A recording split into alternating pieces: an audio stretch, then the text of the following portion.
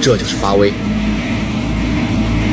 再问一次，江浙沪人民准备好单挑17级台风了吗？但先别急着盯登陆点，我要告诉你一个残酷的真相，真正该怕的从来不是那个点。我带你回到2006年，那年台风碧丽丝登陆时，严格说连台风都算不上，只是个强热带风暴，风力顶多8、9级，很多人当时根本没放在心上。结果呢，几百公里外的福建、江西、广东硬是被泡成了一片泽国。这不是个例，这是台风灾害里最容易被忽视的规律。真正杀人的从来不是他踩下脚印的那个点，而是他甩出去有多远的那个圈。现在把这套规律套在巴威身上，你会发现情况更极端。它是今年第9号台风，7月2日刚生成的时候只有8级，2天多一点直接窜到了17级以上，气象上叫这个爆发式增强。有意思的是，巴威原本因为体型太大，核心太厚实，加强速度其实一度被自己拖了后腿。它的雨带太发达，很容易形成多层眼墙，一旦发生眼壁置换，强度就会短暂回落。这也是这2天你可能看到它一会儿16级一会儿17级来回跳的原因。可即便被自己拖了后腿，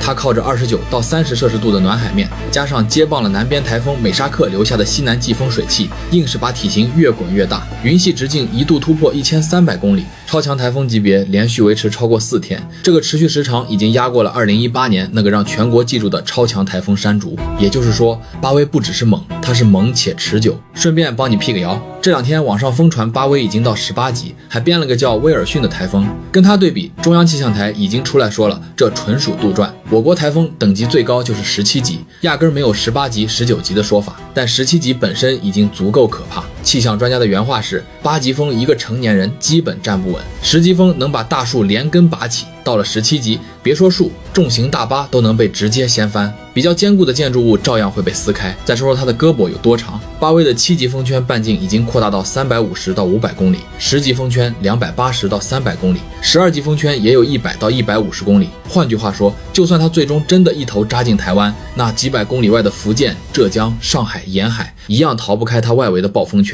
登陆点不在你家，不代表你能置身事外。那它到底冲着谁去？说实话，到现在没有一家机构敢100%打包票。真正拍板的是头顶那片看不见的副热带高压，这堵墙要是稳稳压住它，巴威就会一头撞向台湾，再折向大陆。西风带高空槽要是把这堵墙往东逼退一截，它就能绕开台湾直扑浙江，也可能擦着台湾北部边缘一路北上。目前主流预测比较集中在闽浙交界一带，但由于巴威体型过于庞大，哪怕登陆点只偏几十公里，对沿海城市的风雨影响也会天差地别。这也是为什么浙江、福建已经提前启动了防汛防台风4级应急响应。福建更是要求所有渔船必须在7月9日下午6点前全部回港避风。再往深一层看，为什么今年台风一个接一个往中国跑？背后是国家气候中心已经确认的一次东部型强厄尔尼诺事件。赤道中东太平洋海温持续偏高，会让副热带高压更稳固，台风的出生地被推得更靠东，等于给了他们更长的助跑跑道。气象部门预判7月可能有2到3个台风登陆或影响我国。巴威前面那位第10号台风美沙克7月3日已经在海南三亚到琼海一带登陆，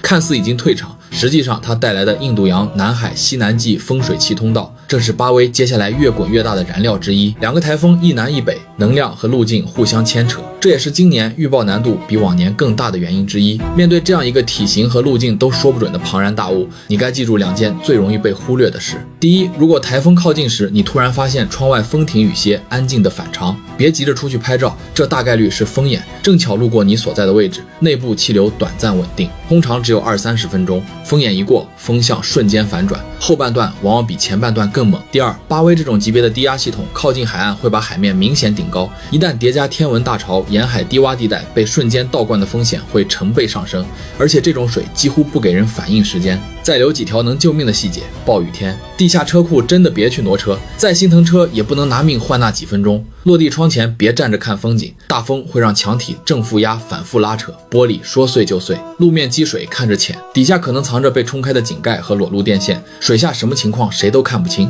别拿脚去试，手机和充电宝提前充满电，这是基站受损、断网、断电之后唯一还能联系上救援的渠道。也别信任何非官方的路径和强度，传言只认中央气象台发布的蓝、黄、橙、红预警信号。巴威最终会落在哪儿，现在依然没有答案。但有一件事没有悬念，它一定会来，而且大概率是奔着华东沿海来的。科技能做的从来不是拦住它，而是帮你抢出这几天的时间差，让渔船提前回港，让电力和医疗部门提前把设备摆到位，让该转移的人提前转移。每年台风季真正的较量往往不是人和天，而是我们跟自己的侥幸心理。应该没事儿，往年也就这样，多少次都是栽在这几个字上。封圈永远比登陆点更重要，安全感也从来不该建立在离我家远这4个字上。南方的朋友们准备好了吗？这一次靠近你们的可能不是一场台风，而是一头17级的海上怪物。17级是什么概念？不是雨伞被吹翻，不是树枝被吹断，而是钢化玻璃可能被压碎，屋顶可能整片掀飞，普通砖瓦房可能直接扛不住。人在这种风里，别说往前走，能不能站稳都是问题。而现在这个数字正贴在今年第9号台风巴威身上，它到底有多猛？你可能完全想不到，就在10几天前，它还只是海面上一团没人愿意多看一眼的热带扰动，可它接下来做的事情会让所有人都后背发凉。6月底那会儿，它安安静静地趴在远洋，长得不像样，很多人根本没把它当回事。但从热带低压到热带风暴，再到台风、超强台风，它一路狂飙，几乎不给人任何反应时间。气象上管这个叫爆发性增强，说白了就是台风界的坐火箭。而它能一路狂飙的秘密就藏在它脚下那片海里，那里的海温接近30摄氏度，对你来说是下海游泳很舒服，对它来说那是一整座填不满的燃料库，海水疯狂蒸发，水汽拼命往里灌，再加上高空几乎没有风切变来撕碎它就这样一天一个模样的长大了。而它现在到底长成了什么样子？答案会让你脊背发凉。中心附近最大风力17级以上，风速62米每秒，相当于一列高速列车贴着海面横冲直撞，核心气压低到915百帕，气压越低，说明它内部那台引擎越疯狂。更要命的是，它的7级风圈半径已经达到320到380公里，这意味着它根本不是一个点在移动，而是一整片风雨区在推进。你家哪怕不在它正中心的路径上，也完全可能被外围直接扫中。可如果你以为最大的悬念是它有多强，那你可能猜错了。真正让所有人纠结的问题，其实是它到底往哪儿走，而这个答案连专家自己都不敢打包票。真正拿主意的不是巴威自己，而是它北边那堵看不见的空气墙——副热带高压。你可以把副高想象成一只巨大的无形的手，它压得越稳，巴威就越可能被摁着往西走。它稍微往东缩一点点，巴威立刻就能钻出缺口，掉头往北冲。对你来说，路径图上不过是弯了一下，可对沿海城市来说，这一下弯可能就是完全不同的命运。而现在摆在桌面上的至少有3种截然不同的剧本，其中一种比正面袭来还要难防。第一种，副高稳住不动，巴威一路偏西，先扑向台湾附近，再靠近福建一带。第二种，高空槽把副高往北顶开一道口子，巴威瞅准机会往北一拐，绕开台湾直奔浙江。这2种听起来都挺明确，可第3种才是真正的麻烦，它不上不下，卡在中间，擦着台湾边缘一路北上，